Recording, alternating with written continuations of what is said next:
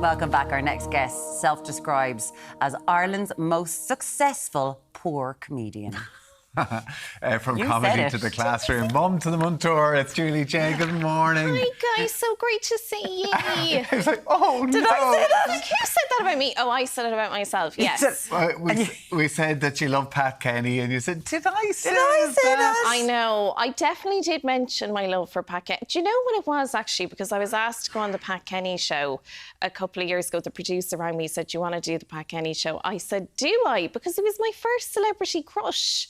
Do you remember the Eurovision and he had the glasses? I remember the Gansies he used to wear on And Kenny I was Live. absolutely mad for him. And when I was mad for Pat in primary school, it was a moment in time when everyone loved Jason Donovan. Do you remember? Yes. And I remember a friend of mine, we were in third class, she turned around one day and she said, Julie, just so you know, Pat's married. But she said it in such a way that that was the only thing stopping me from getting with Pat. I mean, I was only in third class.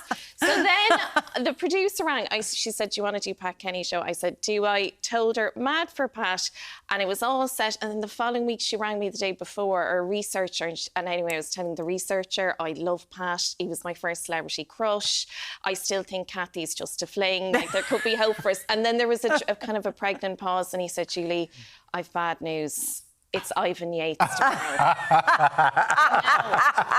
I'd already gotten the blow dry and everything.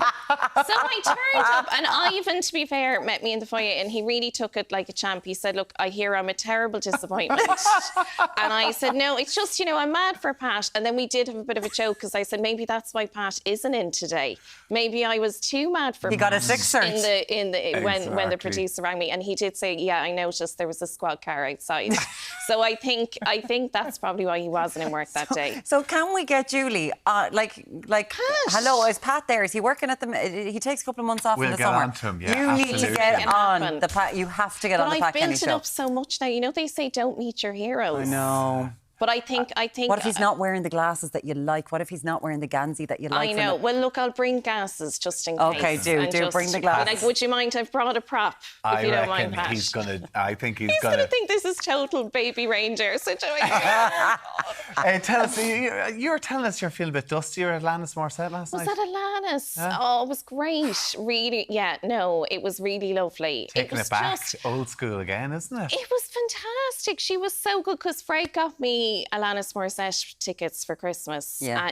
I got him a saucepan. So he got me Alanis Morissette tickets, and she was great. She was really good, yeah.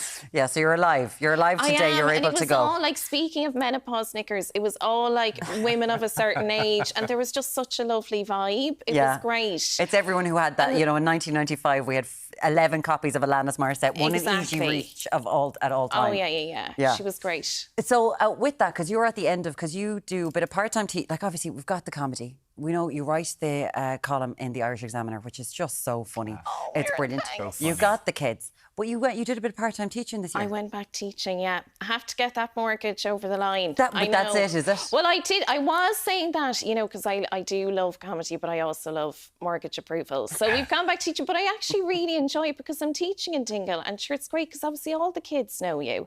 So you go in, even the first day I went in, it was so funny. My fifth years, one of them turned around and he said, Julie, how's the comedy going? And I was like, well, Owen, I'm not being funny, but obviously not too well if I'm here with you, love.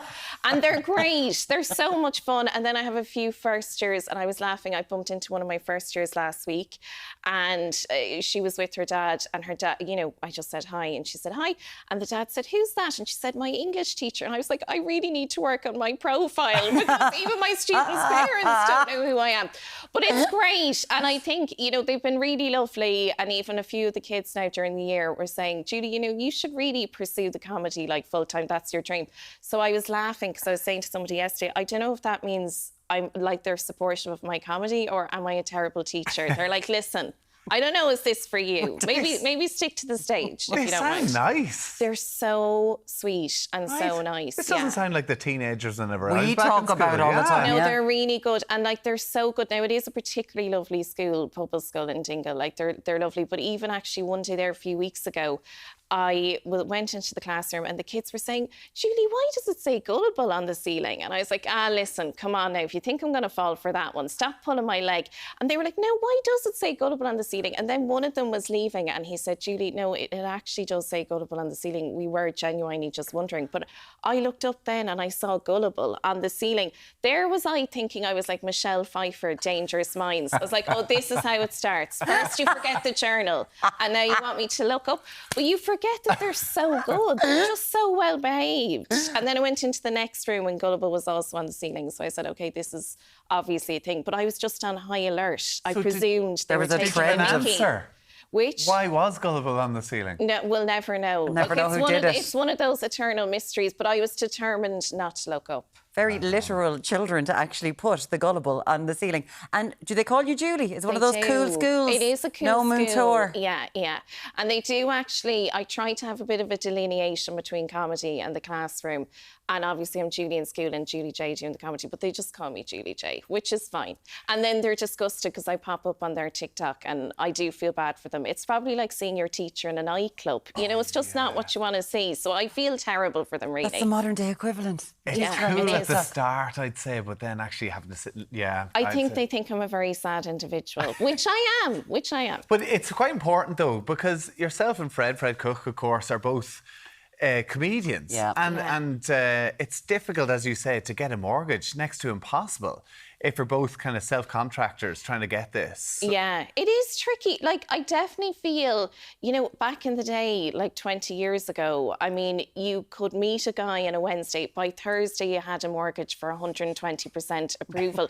You wouldn't even, this fella, some guy from Monaghan, you wouldn't even know his surname. Perfect. And you'd have approval for 120%. You'd be looking up houses in Longford. But now, you'd be amazed how hard it is for two self-employed clowns in their mid-40s with two dependents to get a mortgage. It's crazy. How dare they? How dare they? It is because you've got the two dependents. That's the thing, well, the boys. if we don't get it over the line the next year, I mean, try have about 20 jobs at this stage. So we will. It's going to happen. It's going to happen for sure. Positive vibes. We'll try the credit union. I always feel a credit union is just, you know, kind of an old lady in a cardigan wanting to give you money. Yeah. Give you 50 quid as soon as it possibly could. Get yourself something after Mass. That would always be nice. How are you finding it? How are the boys? I believe I was reading one of your columns about getting quite emotional. I know. When Nanery was finished. Yes. So they finished up in Nenera, my eldest fella, Ted, who is exceptionally tall. I mean, he is so tall now. He looks like he's about 10 years of age. Are they there? Oh, look. Okay. Statue of Liberty vibes there. So he did graduation, starting big school. He already had his first day in big school. I thought I would be an emotional wreck about it, but I'm actually okay. I think one thing about comedy is it does kind of harden you a bit. So I feel kind of steely about him starting big school. And also because he's with all his mates, it's just now they're going to be wearing a blue jumper.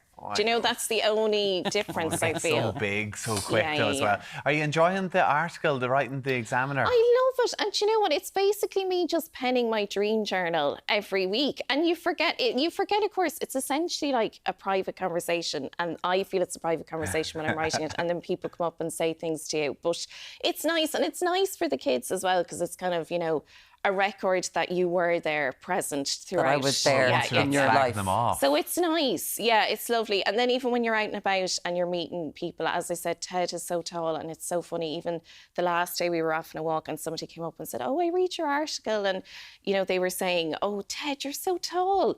And then my mom was with us and I was gassed because she always says it. She said, oh, his uncle's very tall. I'm like, but so's his dad, to be fair. Fred is also But she wants to take it from her side of the family, his uncle. Actually, Fred's brother, she's like, oh yeah, Fred's tall, but Fred's brother is very tall. Just so you know. Yeah, is he very tall? He is very tall, they're tall. But it was lovely just even this person coming up and saying, oh, you know, I read the article, and then kind of, you know, could relate to Ted. Because you do go through those, like, we've got a podcast venting as well, which is you venting, right? Yes. But with this, you do run the gamut of being a woman with children who has got a million things going on. And one thing that, I found is, you know, you do talk about your dad who passed away, and Fred's mum passed away, Mary, as well, within, you know, short time of each other, God bless them. But you kind of look for because there is things about death and funerals that are funny. Yeah. Like that And you it kind was, like, I know, because Fred's mom passed away, it was before Christmas, and then Dad actually died. It was about a month before Christmas. Dad died 2 weeks later. So there's Dad there. And it was one of those things, neither death was fully expected. Yeah. But even I did say, you know, I did joke at the time, because when Dad died, obviously I was so devastated, because he really was like my best friend. Yeah. You know, he was my guy. But I did say to Fred that day, I said, well, surely this means the Chris Kindle is cancelled now, because 2 people are dead. We still persisted with the Chris Kindle. Like, at what point do you say it's off? It's over. I'm so allergic to Chris Kindles. At no point do I want to say to myself, what's my brother-in-law into? Like, it's not a conversation I want to have.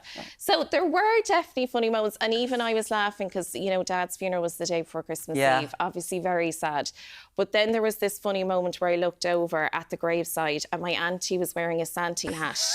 And I just said, surely you have another hat. I mean, would you not say, you know, I'll get my hair wet for the day that's in it? And I looked over and it was just this red. It was like, you know, in Schindler's List where it's all black and white and you see the red. And it was just, all I was drawn to was the red Santa hat. So I did say, I was like, this is a moment that Dad would have loved. Because there is the humour always in these dark moments. There has to be a humour in those things. And I would imagine there's so much topics from this inventing the podcast. Oh, non-stop. for sure. Yeah. So the podcast is venting. That's what I'm doing at the moment. Look at me living my best life. I've never looked better. That's actually my confirmation. It is your confirmation. I look like 24 years of age in that. What's going on in my life? I'm 12, Tommy. That's a 12-year-old in 1995. That's what Mad I'm about Pat obsessing Kenny. It does.